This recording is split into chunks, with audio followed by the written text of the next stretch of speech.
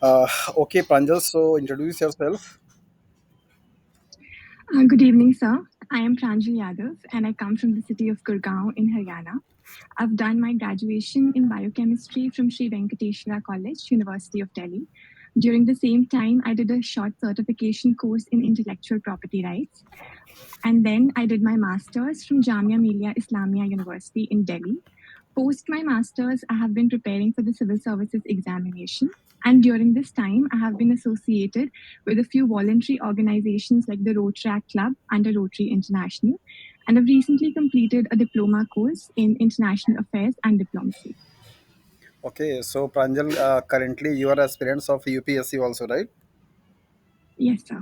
So have you appeared for any attempts? Yes, sir. I did sit for the prelims last year, but I did not get through. Okay, so Pranjal, you did your MSc in biochemistry, right? Yes, sir.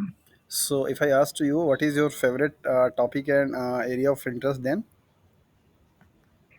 So I think membrane biology and proteins and immunology. Okay, proteins, membrane biology, and immunology. Okay, so moving ahead, Pranjal, in protein chemistry, that is, there are so many chemical bond involved in the protein structures, right? And as we know, that is, there are different level of protein structures. So my question is that among all different kinds of chemical bonds, which chemical bonds will play a significant role to establish tertiary structure of a protein? So tertiary structure of a protein, the hydrophobic interactions in the tertiary structure of proteins will play a major role in determining their structure. Okay, if I asked for the secondary structure, then So in secondary structure, the hydrogen bonding will play a major role. okay, Pranjal, tell me one thing: how you can distinguish between the hydrophobic interactions and hydrogen bond? How they differ from one another? So hydrogen bonding in protein structure will be formed in secondary structures like the alpha helices and the beta pleats, and based on the permissibility of the different bonds and the different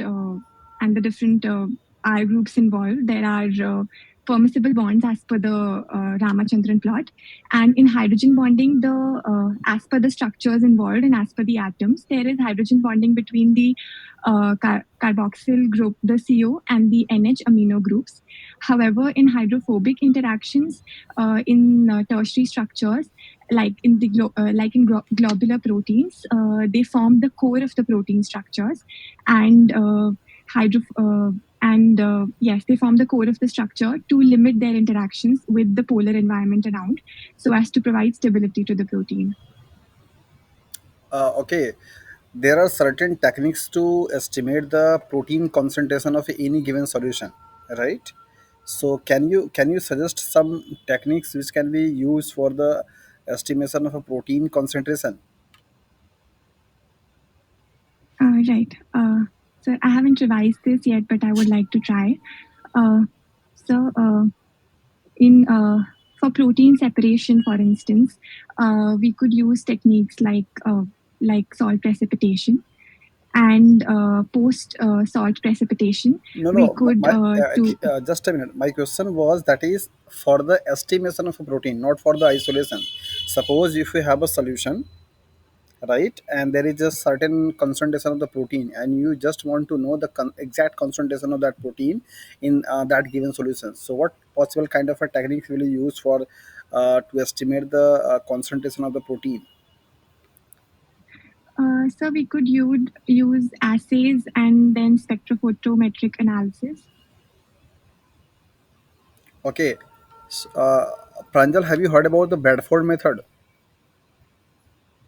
Yes, sir, I've heard about the Bradford method. So, what is this? Sir, I'm not able to recall at the moment. Okay. I'm not sure, but it I think it involves divalent ions and then it reacts with the protein structure. I'm not sure, sir. I'm just guessing. Okay. Pranjal, have you ever that is prepared for any standard for the estimation of unknown solutions, like as a protein standard, like as a hormones standard, etc.? Uh, yes, sir. We usually use BSA to prepare protein standards, Okay.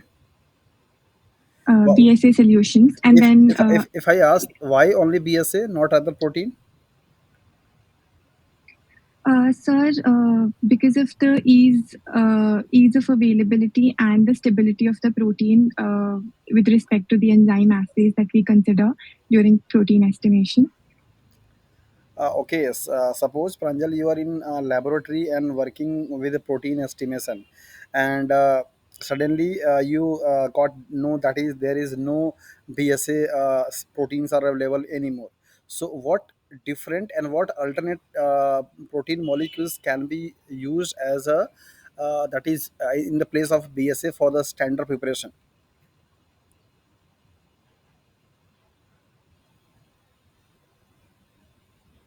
So I can't think of any other, Okay, like, I no can't issue. recall at the moment. Okay, Pranjal, have you heard about the Ninhydrin test? Yes, sir. What is this and how it work? Uh, so Ninhydrin test is also an estimation method, but I cannot recall at the moment. Okay, what do you mean by the spectrophotometer?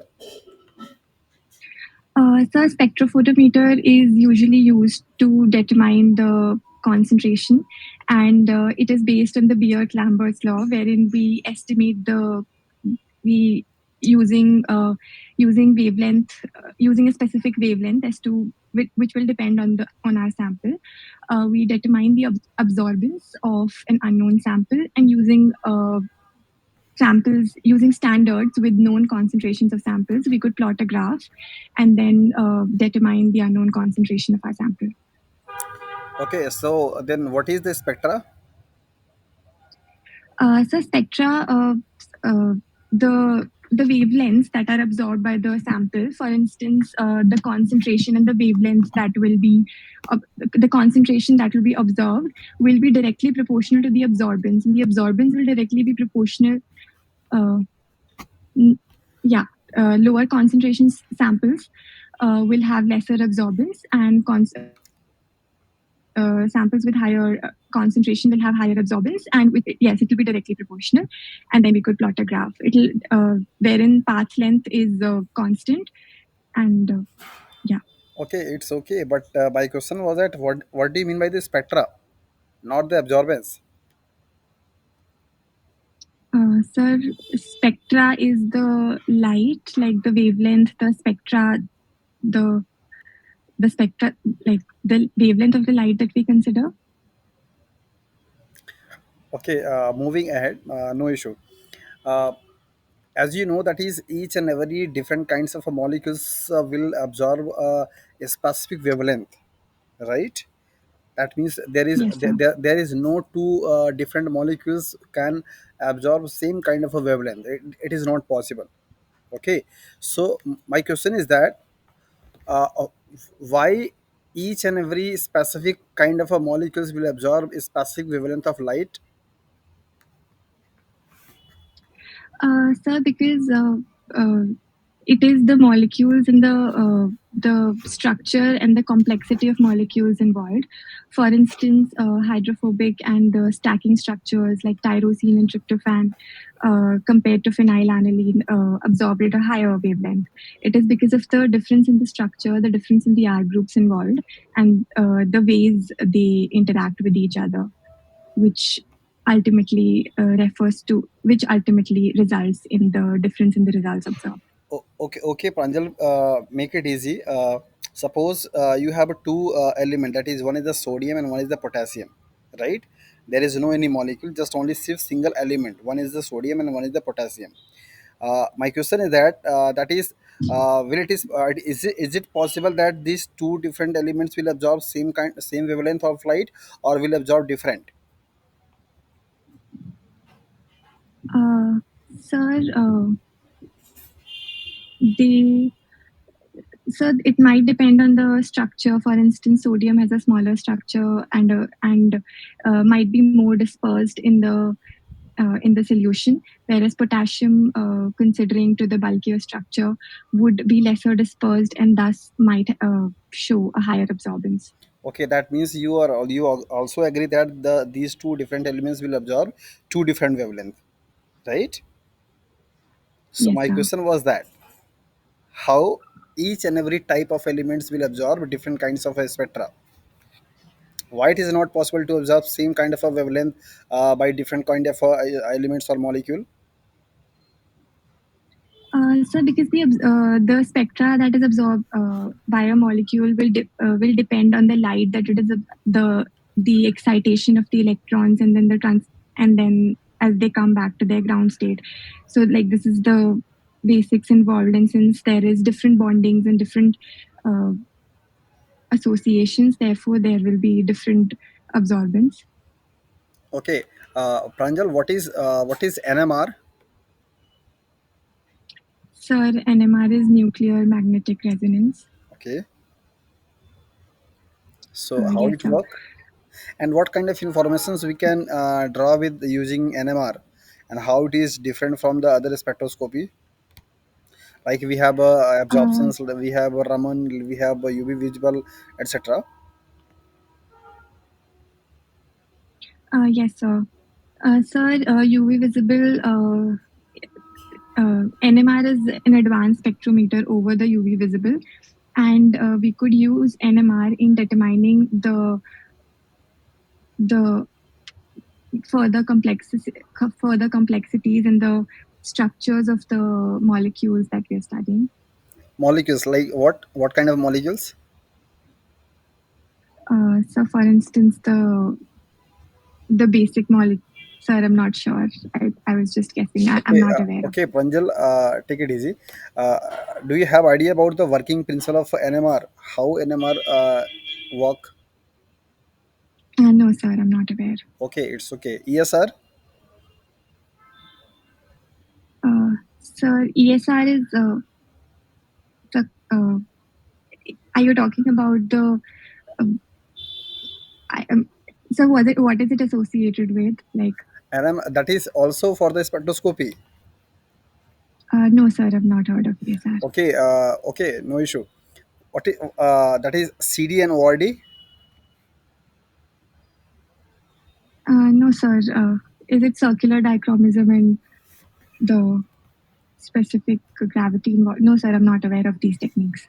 Okay, no issue. So, in the protein biochemistry, buffer and pH has very significant role. And Yes, sir. as we know that is buffer has a certain property, like it can maintain, it can resist the change in the pH. So my question is that how buffer solutions can resist the change in the pH? What is the mechanism behind it? Sir, they can resist change in pH because the range that is the range in which they resist their pH is where the hydroxyl ions and the hydrogen ions exist in equilibrium concentration. So, with a slight change in pH, the reaction usually equilibrates the concentration of both the ions, and therefore they work, and therefore this serves as their buffering capacity, like Okay, the buffering range they have to offer. okay, okay. uh, Suppose you have a two different solutions, and one solutions has pH 4.6 and another solutions has pH 6.8, so 6.4, right? So what will be the differences in hydrogen ion concentration? Or take it easy, So, suppose if you have two solutions, that is one is the 4 and another is the 6, so which solutions will have more H plus concentrations and how much? the solution with pH 4 will have a higher hydrogen concentration, and with each scale, it increases 10 times. So it will be 10 raised to the power, like with from 8 to 4 to 8, it will be 10 raised to power 4. Like with each scale, it increases 10 times. So Only 10 times. Solution yes, sir, to the solution power of 10, like solution A has pH 4 and solution B has pH 6. Then what the concentration of S plus concentrations will vary in these two solution? sir, 100 times. 100 times. Yes, sir, like 4 and 6. Sure. Yes, sir.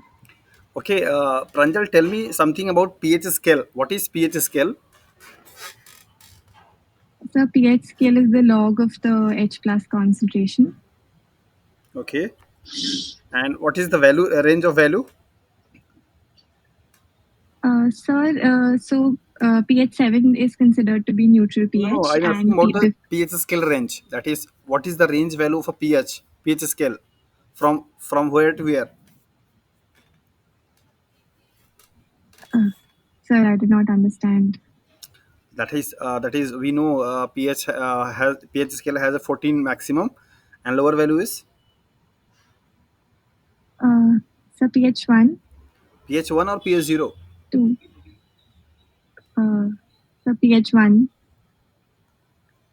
Okay, so that means there is no any solutions which have a pH point 0.5, point 0.6, point 0.3, point 0.4, etc. That means Uh, pH pH 0. scale Yeah.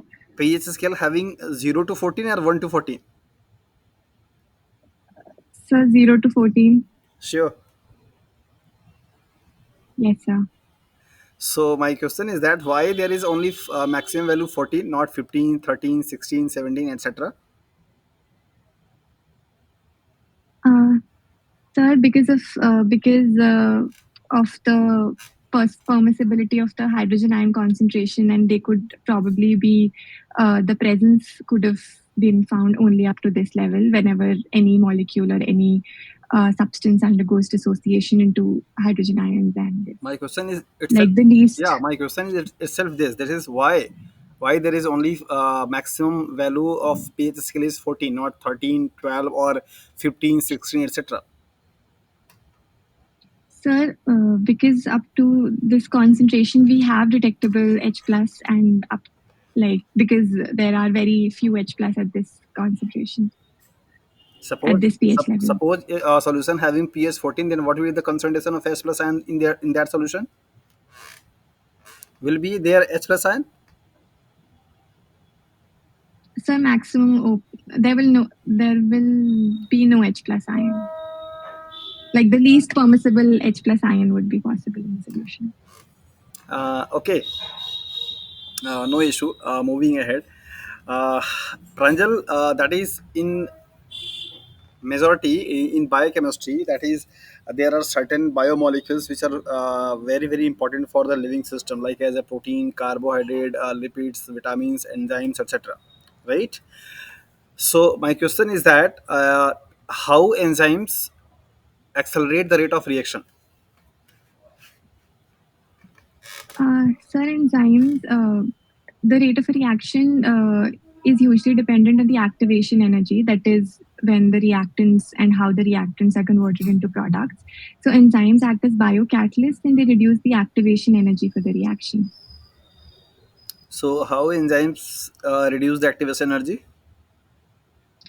Sir, it is because they themselves, through the atoms and through the molecules of the reactant, they form bonds with the reactant, and bringing the molecules together, and as per the reactions that are taking place, they they aid in the product formation, and therefore reduced energy is required.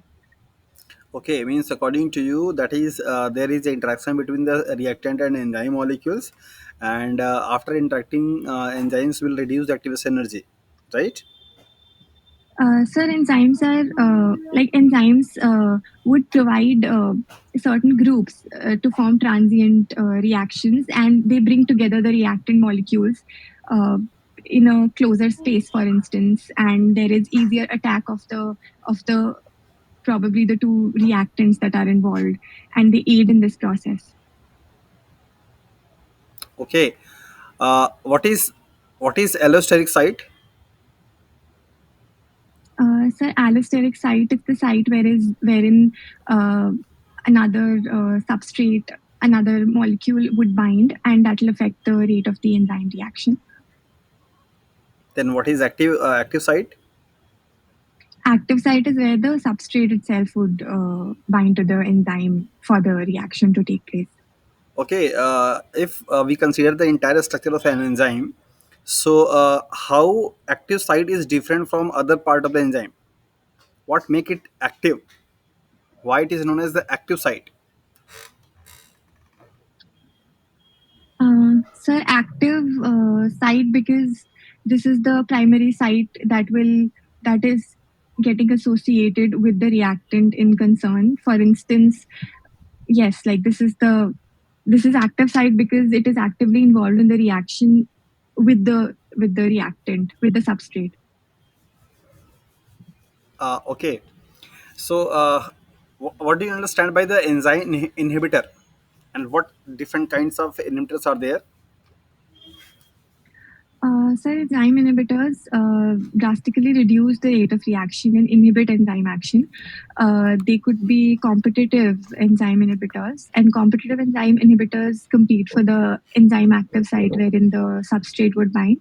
There could be uncompetitive enzyme inhibitors that bind to a different site from the substrate in the enzyme than the active site. Okay, what is the significance of kcat value? So kcat value is the catalytic the turnover value of the for the reaction.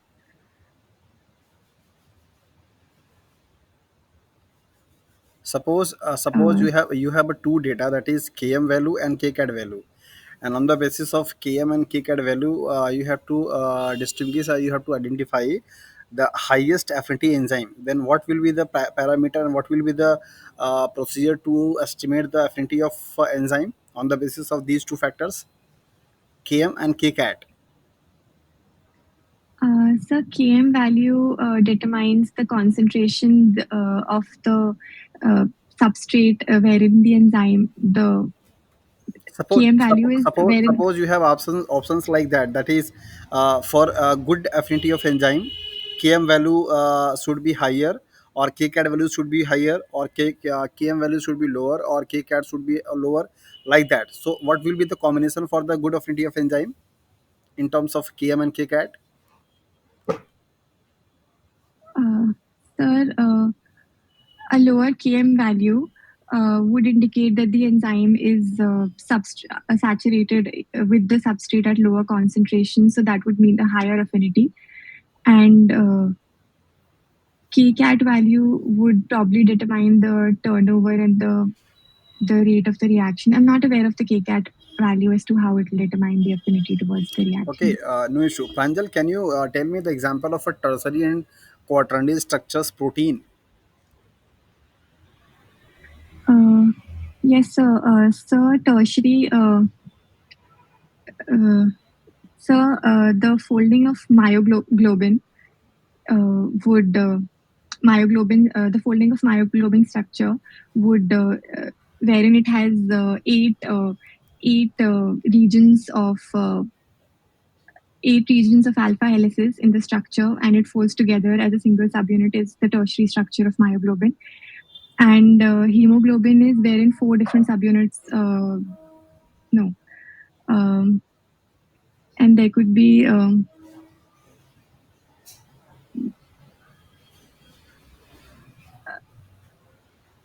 yes, hemoglobin structure could be the tertiary, the quaternary structure. Quaternary structure is wherein different subunits come and join together. So hemoglobin structure could be an example of quaternary structure.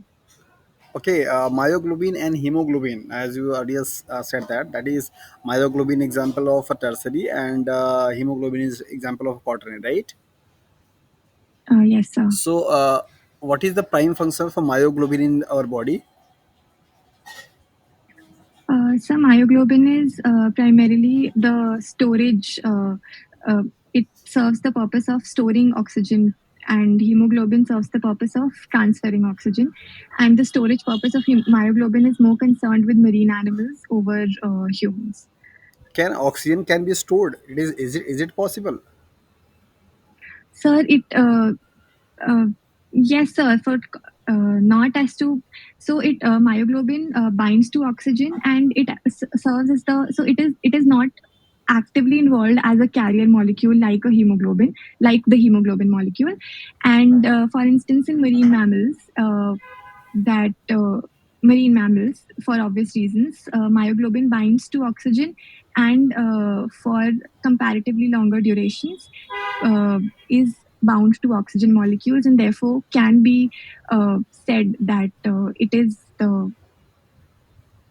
is associated with the storage form of oxygen. Okay, Pranjal, tell me one thing. If I ask to you, that is in terms of affinity, hemoglobin and myoglobin, which will have more affinity for the oxygen binding?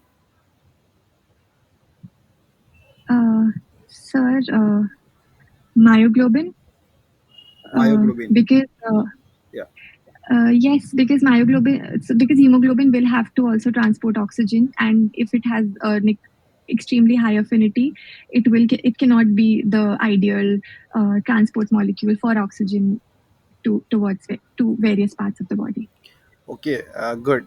Pranjal, a single hemoglobin molecules can bind four different. That is four molecule of oxygen, right? Uh, no, sir. It can bind to a single molecule of oxygen. Okay, that means according to you, single hemoglobin molecules can bind single molecule of oxygen, right? Uh, yes, sir. Definitely. So single molecule of hemoglobin with the single molecule of oxygen, right? Okay. Okay. So that is hemoglobin and myoglobin both has same number of oxygen molecules can binding affinity, right? That is hemoglobin can also bind one molecule of oxygen and myoglobin can also bind one molecule of oxygen, right? Um,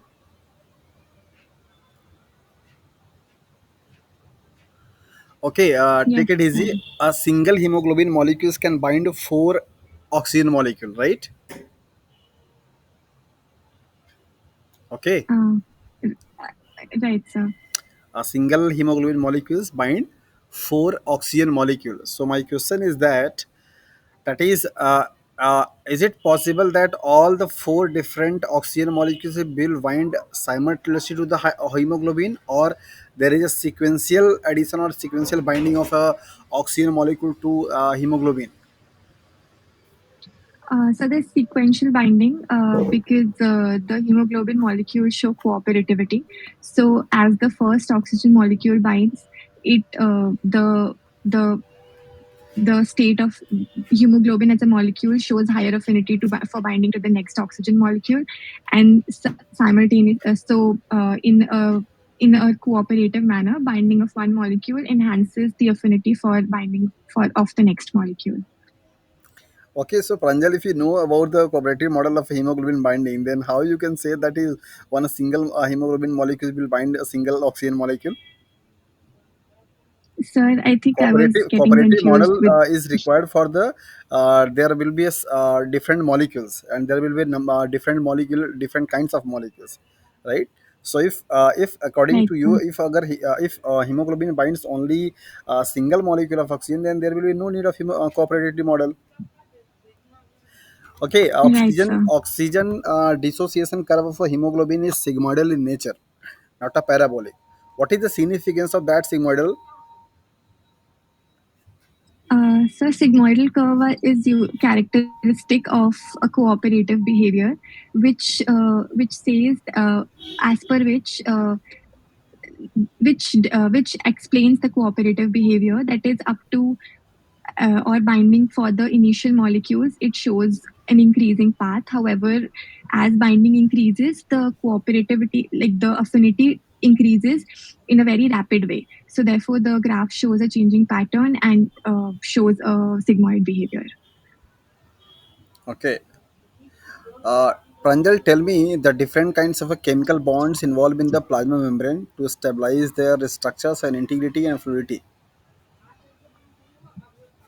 So, plasma membrane is a lipid bilayer, and it has the polar heads towards either of the ends, with the hydrophobic tails in the middle, which is the lipid bilayer. And in between, so these hydrophobic chains inside, between the polar heads, will uh, will have hydrophobic interactions with each other. Along with these, certain proteins are there, like the peripheral proteins and the integral proteins and transmembrane proteins. So peripheral proteins will have interactions with the polar heads, so therefore they could be electrostatic interactions that could stabilize. And the transmembrane proteins that span the plasma membrane will have hydrophobic interactions with the lipid tails to stabilize the structure. Okay, one last question, Pranjal. If you are dealing, that is antibody A, serum antibody A, and go for the SDS page electrophoresis, then what different bands will be there? Sir, immunoglobulin A has the uh, the globin chains as well as the secretory component and the J chains. So there will be uh, there will be A. There will be alpha chains. There will be kappa or the lambda chains, which are the light chains, and there will be the J chain and the secretory component. So, what will be the number of bands on the SDS page electrophoresis?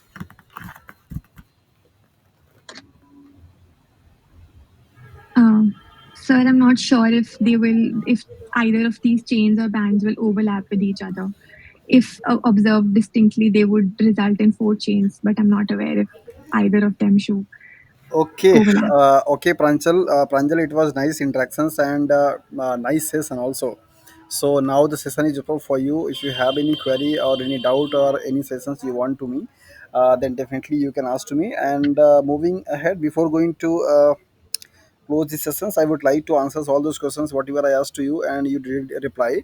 And feel comfortable. Now we can talk in Hindi also, so other audience can also understand the whatever the questions I asked and whatever the questions answers you replied. So suppose Pranjal, अभी अभी just मैंने आपसे पूछा कि what will be the number of bands if you are dealing with the serum antibody A and go for the SDS page electrophoresis, right? So as we know that is antibody A is divalent, and there are there will be four light chain and four heavy chain, right? And four light chain have same that is molecular weight. That means for the four light chain there will be one single band, and for the four heavy chain there will be one single band. And also there is a J chain, right? There is a J chain. So for the J chain, there will be a Right, single sir. band. So total band will be the three. One band for the four different light chain, one band for the four heavy chain, and one band for the J chain. Okay. And if Right, sir. if the same question is for the secretary antibody A, then what will be the number of bands? The number will be four, because in addition of serum antibody A, secretary antibody A contain extra peptide chain. Okay, so there is a Yes, difference sir. in secretory antibody A and serum antibody A. Secretory antibody contain extra peptide chain, and for that extra peptide chain there will be a separate band. So antibody A, that is secretory antibody A will have four different bands, while serum antibody A will have three different bands. And similarly, if I ask to you antibody G, then what will be the number of bands? Number of bands will be two, one for the Two. light chain, one for the Heavy chain. heavy chain. Okay. Yes, sir. Okay, second question मैंने आपसे पूछा था कि how any enzymes can accelerate the rate of reactions of any biochemical reactions. So the reason behind that means when we are the enzymes will bind to the substrate molecules, there will be a certain non-covalent interactions, and at the time of bonding, that is substrate and enzymes active site, because enzymes active sites contain a certain active group, like as a carboxylic group, like as a hydroxyl group, like as carbonyl group, etc. That is why the site is known as the active site, because it contain very reactive group. So whenever the enzymes Yes, bind sir. to their substrate, there is release of energy known as the binding energy, and that binding energy will compensate with the activation energy of that the substrate molecules. That is why it lower the activation energy of a substrate and involve in the rate of in the reactions and accelerate the rate of reactions. Means what?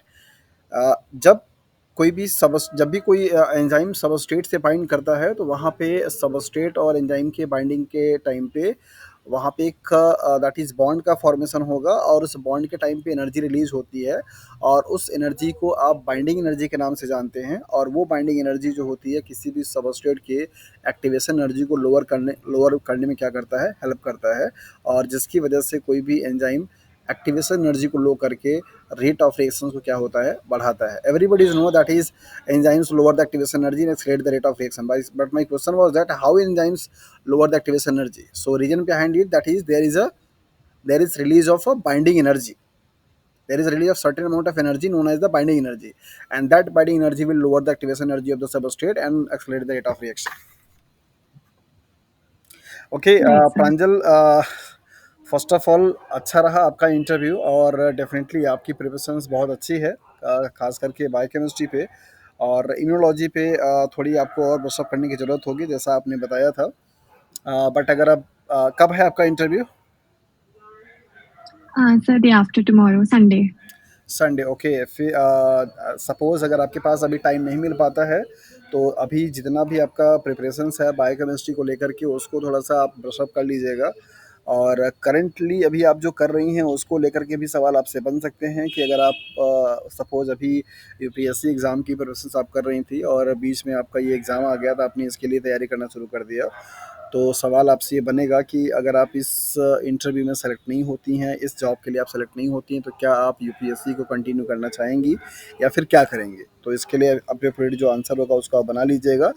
दूसरा, अगर आप UPSC की preparations कर रही हैं, तो फिर obvious सी बात है कि आपका माइंडसेट एक प्रशासनिक सेवा जैसा होगा, तो फिर आप अपने आप को कैसे देखती हैं कि आप सीजीपीटीएम के लिए एक बेस्ट और फिट कैंडिडेट हैं, राइट? तो दोनों का रोल और दोनों की रिस्पॉन्सिबिलिटी अलग होगी. आप यूपीएससी एग्ज़ाम के प्रिपरेशंस कर रही हैं, वहाँ की जो रिस्पॉन्सिबिलिटी होगा वो अलग होगा. सीजीपीटीएम के पोस्ट में जब आप अपॉइंट होंगे, तो वहाँ की रोल और ड्यूटी आपकी अलग होगी. तो दोनों चीज़ें कैसे आप उसको मैनेज करोगे, और क्या आपको लगता है कि यूपीएससी से बेटर अपॉर्चुनिटी था सीजीपीटीएम के लिए, दैट इज़ वाई आपने इसको अप्लाई किया, या आप इस पोस्ट के लिए एलिजिबल थे और गवर्नमेंट जॉब है और ग्रेड ए का जॉब है, दैट इज़ वाई आपने अप्लाई किया? तो इसके लिए थोड़ा-सा आपको एक अच्छे से वर्कआउट ज़रूर करने की ज़रूरत है कि हम क्या आंसर देंगे वहाँ पे. और पास्ट में कुछ अगर आपके एक्सपीरियंसेस रहे हों, जैसे लाइक एज आपने एमएससी के टाइम पे कुछ डिसर्टेशन वगैरह किया हो, तो उस डिसर्टेशंस के जो टाइटल्स हैं और उस पे आपने मेजर जो काम किया हो, उसके बारे में ज़रूर आप स्टडी कर लीजिएगा, एक बार गो थ्रू हो लीजिएगा, ठीक है? आपकी वीकनेस क्या है? क्या है ऐसा जो आपको लगता है कि आपके करियर को लेकर के या फिर आपके रिलेशंस को लेकर के नेगेटिव इम्पैक्ट डालता है, और आप उसे रिमूव करना चाहती हैं, बट एनी हाउ आप रिमूव नहीं कर पाती हैं? कौन से वो सब्जेक्ट हैं जिससे आपको बहुत प्रॉब्लम होती है, जिससे आप पढ़ने में कंफर्टेबल नहीं हैं? तो इनके बारे में भी थोड़ा ज़िक्र कर लीजिएगा, क्योंकि पॉजिटिव के साथ-साथ में वो नेगेटिव ही सवाल आपसे पूछते हैं, ठीक है? और बहुत सारे बच्चों से ये सवाल पूछा भी गया, और मैं उन लोगों को बोलता भी हूँ कि आप हमेशा सिर्फ़ अपने स्ट्रेंथ को पढ़ कर के आप मत जाइए, अपनी वीकनेस के बारे में भी आपको आइडिया होना चाहिए। क्योंकि वीक पॉइंट जानने के बाद लगता है कि हाँ, आपको किस तरीके की ड्यूटी दी जाएगी तो बेहतर होगा, ठीक है? Right, sir. ओके, प्रांजल, अभी आपको कुछ पूछना है या कुछ डाउट है, कुछ सवाल है? Uh, यस सर, मेरे को कुछ क्वेश्चंस हैं। हम्म। सर, मैंने जैसे फॉर इंस्टेंस मैंने बोला था कि membrane biology and proteins. So because मैंने स्पेसिफिकली इस एग्जाम के लिए प्रिपेयर किया है, and like for the interview मैंने लास्ट 4-5 डेज प्रिपेयर किया है। सो आई वांटेड टू नो कि जैसे मैंने इनमें मतलब I done the basics like the structures involve, the interactions and everything अपने ग्रेजुएशन के नोट्स से, but I haven't done the chemical taste like आपने एनहाइड्रन टेस्ट और ये सब, like the practical analysis of the test. तो उसमें क्या लिमिट्स होंगी, मतलब what should be the priority order? Like अब डन इम्यूनोलॉजी मैंने, bioenergetics, membrane biology, metabolism, carbohydrate metabolism, मतलब काफी कुछ मैंने कर लिया है। But like should I just consolidate that, उसी को मुझे कुछ और थोड़ी सी पेरिफेरल टॉपिक्स पढ़ने चाहिए, या सपोज फिर मुझे? सपोज अगर बायोकेमिस्ट्री में अगर आपकी जो भी बायोमोलिक्यूल्स हैं, लाइक एज प्रोटीन है, कार्बोहाइड्रेट है या फिर लिपिड है, अगर इनमें आपको लगता है कि जैसे कार्बोहाइड्रेट के मेटाबॉलिज्म में आप कंफर्ट हैं, राइट? Okay, right sir. तो आप इस तरीके से उसे स्पेसिफाई कर सकते हैं कि sir I am more confident and comfortable in bioenergetics. तो बायोकेमिस्ट्री क्या है, एक ब्रॉडर सेंस है जिसमें बहुत कुछ आता है। अगर आप बायोएनर्जेटिक्स या बायोमोलिक्यूल्स अगर आप बोलते हैं तो वो स्पेसिफाई हो जाता है कि अच्छा आपका इंटरेस्ट उधर की तरफ है। और अगर बायोएनर्जेटिक्स की बात अगर की जाएगी तो मेजॉरिटी जो क्वेश्चंस होगा वो कार्बोहाइड्रेट के मेटाबॉलिज्म से होगा। आपके पीपीपी पाथवे हैं, ग्लाइकोलाइसिस है, टीसीएस साइकिल है, ऑक्सीडेटिव फॉस्फोराइलेशन है, और लाइक ईटीएस साइकिल्स हैं। इन सब से सवाल आपके बनेंगे, तो इन सबको अच्छे से प्रिपेयर कर लीजिए अगर आपको लगता है कि आपकी बायोकेमिस्ट्री ठीक है तो। और अगर आपको लगता है कि आपकी मेम्ब्रेन पे पकड़ ठीक है तो मेम्ब्रेन की जो भी 4-5 मॉडल दिए गए हैं, उन मेम्ब्रेन के मॉडल के बारे में आपको स्टडी करना होगा। और अभी जो सिंगर एंड निकोलसन का मॉडल चल रहा है उसके बारे में, फ्लूइड मोज़ैक मॉडल में फ्लूइड क्या है, मोज़ैक क्या है, इसके बारे में आपको स्टडी होना चाहिए। और बेसिक जो उसका जो मेन जो कंटेंट है दैट इज़ फॉस्फोलिपिड का क्या सिग्निफिकेंस है, और कैसे आपका जो उसकी फ्लूइडिटी है कैसे मेंटेन किया जाता है, क्या करते हैं उसके लिए। और मेम्ब्रेन को लेकर के जो टेक्निक्स हैं, लाइक फ्रैप टेक्निक है, मेम्ब्रेन में लिपिड के डायनामिक्स मूवमेंट को वो क्या करता है, मेजरमेंट करता है, राइट? मेम्ब्रेन अपने आप में बहुत बड़ा एक बायोकेमिस्ट्री का टॉपिक है, राइट? अगर आपने लेनिजर बुक पढ़ी हुई है तो फिर आपको पता चलेगा कि सिर्फ आर्किटेक्चर ऑफ मेम्ब्रेन को लेकर के इतना ज़्यादा कॉन्सेप्ट है। और सीएसआईआर के एग्जाम में हर बार वहाँ से सवाल आता है, बट फिर भी बच्चे सही से नहीं कर पाते हैं। तो मेम्ब्रेन स्ट्रक्चर अपने आप में काफ़ी कॉम्प्लेक्स है, और काफ़ी ज़्यादा वहाँ से सवाल बनते हैं, टेक्निक से लेकर के बनेगा, और मेम्ब्रेन के स्टेबिलिटी को लेकर के बनेगा, मेम्ब्रेन के स्ट्रक्चर्स को लेकर के बनेगा। तो इस तरीके के सवाल आपसे बनते हैं। तो अगर आपको लगता है कि आप मेम्ब्रेन की स्टेबिलिटी को या मेम्ब्रेन के स्ट्रक्चर को लेकर कंफर्ट हैं, कॉन्फिडेंट हैं, तो डेफिनेटली आप उसे बताइए। अदरवाइज आप बायोकेमिस्ट्री को लेकर के बोल दीजिए कि sir comfortable in biochemistry immunology. और बायोकेमिस्ट्री में स्पेशली आप कहाँ पे हैं, दैट इज बायोएनर्जेटिक्स में, अगर आपको लगता है कि बायोएनर्जेटिक्स आपकी ठीक है तो। और इम्यूनोलॉजी में तो वैसे ज़्यादा जो मेजर टॉपिक्स हैं वो यही सब हैं, एंटीबॉडी का स्ट्रक्चर है और हाइपरसेंसिटिविटी है, वैक्सीन है, बहुत सारे टॉपिक्स हैं इस तरीके के। तो ऐसे ही टॉपिक्स से सवाल आपसे बनेंगे, राइट? तो अगर आपको लगता है कि आपकी इम्यूनोलॉजी और बायोकेमिस्ट्री ये दोनों ही आपकी ठीक है तो आप उसको थोड़ा सा ब्रशअप कर लीजिए, अभी कल का टाइम है आपके पास। और ज़्यादा नहीं, जो बेसिक टर्म्स एंड टर्मिनोलॉजी है उनको ब्रशअप करने की ज़रूरत होगी, ताकि आपसे जो टर्म्स पूछे जाएँ वहाँ पे लगे कि हाँ आपने इन चीज़ों को पढ़ा हुआ है। ओके। और खास करके कार्बोहाइड्रेट एंड प्रोटीन्स, ये दो बायोमोलिक्यूल्स होंगे जहाँ से सवाल आपसे ज़्यादा बनेगा, तो उनको लेकर के थोड़ी सी अवेयरनेस आपकी होनी चाहिए। वैसे अभी ठीक है, अभी आपकी जो जितना जितने सवाल का आपने आंसर्स किया उसके बेसिस पे अगर मैं आपको 10 में से मार्क्स अगर देना चाहूँगा तो 8.5 के आसपास आपको मार्क्स दूंगा। आपके जो नियर अबाउट मैक्सिमम क्वेश्चंस का आंसर आपने काफ़ी ठीक दिए, ठीक है? तो उसके बेसिस पे ये है कि बायोकेमिस्ट्री की पकड़ आपकी ठीक है। थोड़ी इम्यूनोलॉजी में आपको और उसको ब्रशअप करने की ज़रूरत है। नहीं सर, इम्यूनोलॉजी के तो नहीं क्वेश्चंस, आई थिंक मोस्टली जो केमिकल एनालिसिस वाले क्वेश्चंस है वो पढ़ने की जरूरत है, हाँ, लाइक द बिल्कुल। बायोकेमिकल जैसे लाइक टेक्निक्स। सपोज़ अभी एंटी-बॉडी इंटरेक्शंस की बात अगर होती, टाइम का थोड़ा शॉर्टेज था, तो वहाँ पे ढेर सारे टेक्निक्स आते हैं, आपके रिया टेक्निक्स आती है, एलाइजा टेक्निक्स आता, राइट? इम्यूनोसॉर्बेट आते, फिर इसके बाद आपको वहाँ पे प्रेसिपिटेशंस, एग्लूटिनेशन, ये सारे रिएक्शंस आते। तो उनका जो वर्किंग प्रिंसिपल है ना, आपको ये पता होना चाहिए। देखिए आप जिस स्टेज पे हैं और जिस पोस्ट के लिए जा रहे हैं ना, वहाँ पे सिर्फ़ ऐसे फुल फॉर्म को बता देना या वो क्या होता है, ये बता देना सफिशिएंट नहीं है। आपको उसका जो प्रिंसिपल है ना, उसका वर्किंग जो मैकेनिज़्म है वो मालूम होना चाहिए। जैसे लाइक अगर आपसे कोई एलाइज़ा पूछे तो आप एलाइज़ा का फुल फॉर्म बता कर के अगर स्टॉप हो जाएँगे तो ये फिर आपने अपने ही लिए क्या किया, नाइंसाफ़ी किया, है ना? आपको क्या बताना है उसका वर्किंग प्रिंसिपल, कि कैसे एलाइज़ा काम करता है, उसका प्रिंसिपल क्या है। Right, sir. और बायोकेमिस्ट्री और इम्यूनोलॉजी दोनों में ही टेक्निक्स का बहुत बड़ा रोल है। अगर आप टेक्निक्स पे लेकर थोड़ा-सा कॉन्फिडेंट रहेंगे तो ज़्यादा बेटर होगा। ठीक है प्रांजल? Okay, sir. Also, sir, do you have any idea कि इंटरव्यू बोर्ड में लाइक आधे प्रोफेसर्स या फिर मतलब कैस क्या कॉम्पोजिशन होगी पैनल की? देखिए जैसे सपोज़ आप बायोकेमिस्ट्री कैंडिडेट हैं, राइट? तो हाँ 3 जो जी। 3 जो मेंबर्स होंगे उनमें जो हेड मेंबर होंगे वो आपके होंगे बायोकेमिस्ट्री के। ओके। ओके। और वो किसी यूनिवर्सिटी के हो सकता है डायरेक्टर हों, हो सकता है वाइस चांसलर हों या हो सकता है किसी रिसर्च इंस्टीट्यूट के साइंटिस्ट हों, साइंटिस्ट जी हों, साइंटिस्ट ई हों एटसेट्रा, हायर पोस्ट से आएँगे।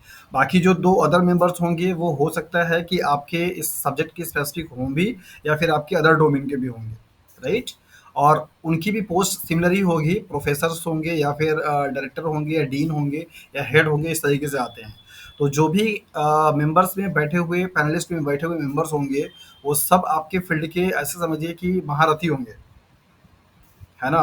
तो ज़्यादा बेहतर होगा अगर सपोज़ एट दैट टाइम अगर आप किसी भी क्वेश्चन्स को लेकर के कॉन्फिडेंट फ़ील अगर आप नहीं करते हैं, तो आप उसको सिंपली बोल दीजिए कि sorry sir right now I am unable to say anything else about it. I have read about this but right now I am unable to recollect that. So इस तरीके से अगर आप बोल देते हैं तो उनको लगेगा कि चलो ठीक है, बच्चे ने पढ़ा हुआ है लेकिन अभी उसको बताने में थोड़ी दिक्कत हो रही है। और ये होता है, ये सबके साथ में होता है कि एट दैट टाइम जब आपसे इंटरव्यू में पूछा जाता है तो आप जानते हुए चीज़ को भी अच्छे से रिकॉल नहीं कर पाते हैं, रिकलेक्ट नहीं कर पाते हैं और उसको आप रिप्लाई नहीं कर पाते। ठीक है? Okay sir. तो प्रांजल ओके। जो मैंने सजेशंस आपको दिए हैं उनको आप इनकॉर्पोरेट कर लीजिए। बाकी सारी चीज़ें आपकी ठीक हैं, कम्युनिकेशन आपका ठीक है और होपफुली ड्रेस भी आपने अच्छा सेलेक्ट किया होगा। और बाकी आपकी जो बायोकेमिस्ट्री की थोड़ी कॉन्सेप्ट है वो अच्छी है, पकड़ अच्छी है और ज़्यादा अच्छा हो जाएगा अगर आप उसको थोड़ा ब्रश अप कर लेते हैं तो। ठीक है?